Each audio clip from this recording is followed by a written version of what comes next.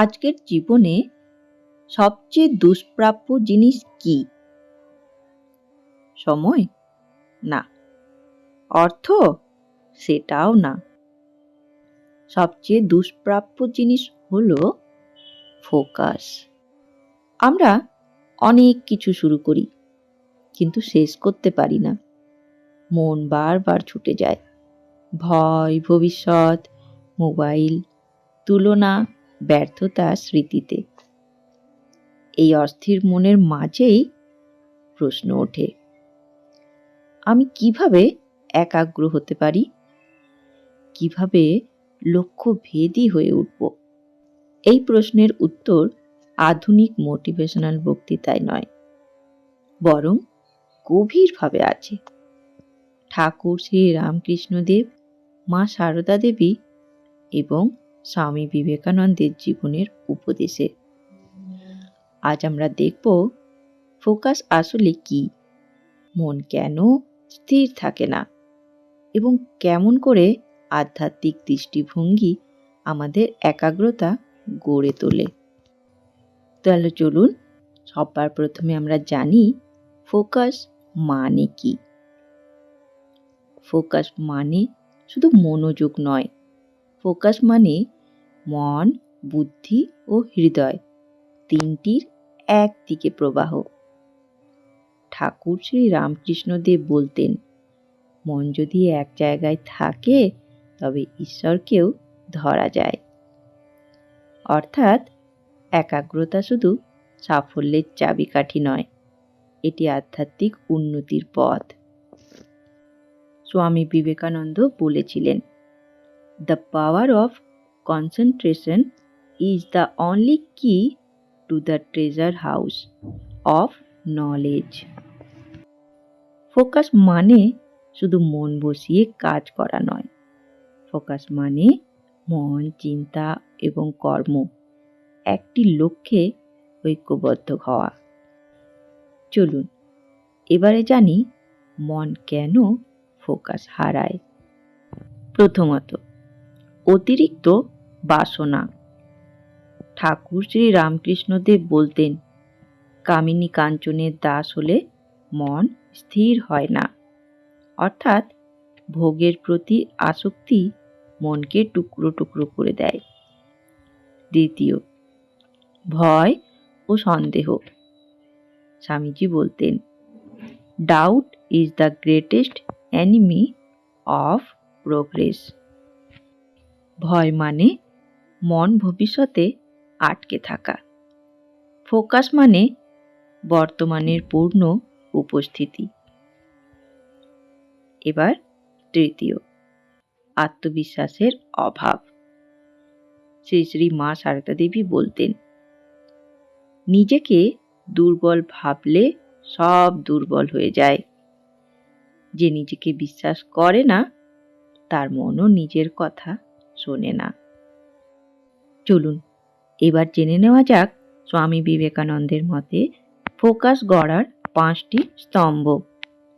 প্রথমত, লক্ষ্য স্থির করা।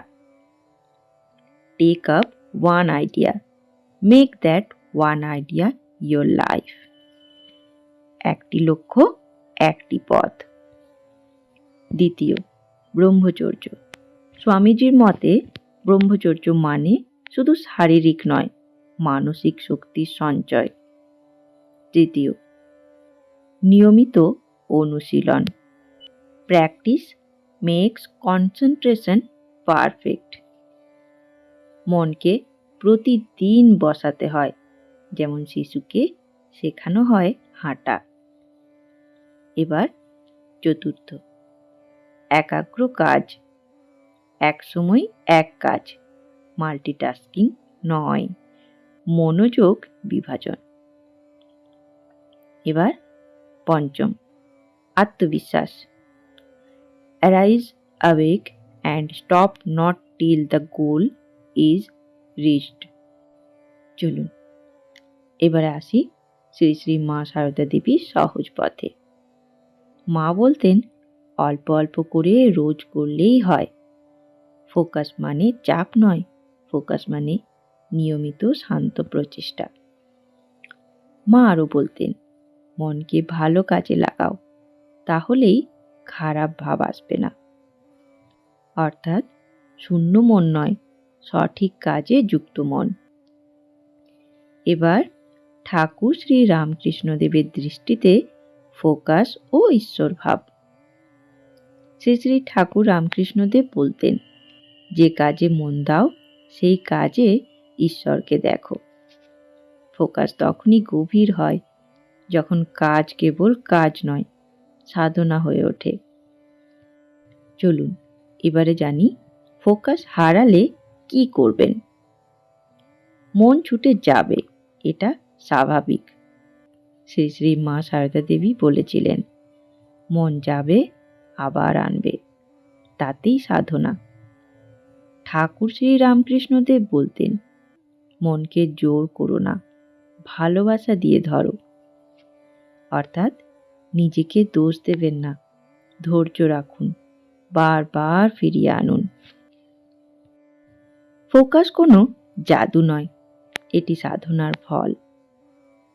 ঠাকুর আমাদের শিখিয়েছেন মনকে ভালোবাসা দিয়ে ধরতে।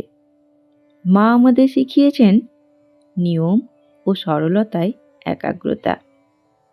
স্বামীজি আমাদের শিখিয়েছেন লক্ষ্য, ত্যাগ ও আত্মবিশ্বাস।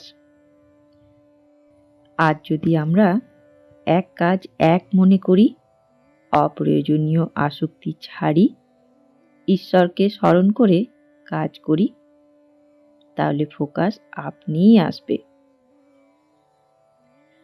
আচ্ছা, এবার আমার একটি প্রশ্ন আছে আপনাদের জন্য। আজ আপনার জীবনে কোন বিষয়টি সবচেয়ে বেশি আপনার ফোকাস নষ্ট করছে? কমেন্টে জানাতে ভুলবেন না, আমি অপেক্ষায় থাকব। ধন্যবাদ, ভালো থাকবেন। ভিডিওটি ভালো লাগলে অবশ্যই একটি লাইক করে বন্ধু ও আত্মীয় স্বজনদের সাথে ভিডিওটি শেয়ার করে নেবেন। আর এখনও অবধি যদি চ্যানেলটিকে সাবস্ক্রাইব করে না থাকেন, তাহলে অনুরোধ রইল ঠাকুর, মা ও স্বামীজির এই চ্যানেলটিকে সাবস্ক্রাইব করে নেবার, যাতে তাদের এই বাণী আপনার কাছেও সবার প্রথমে পৌঁছে যায়। ধন্যবাদ, ভালো থাকবেন। জয় ঠাকুর, জয় মা, জয় স্বামীজি।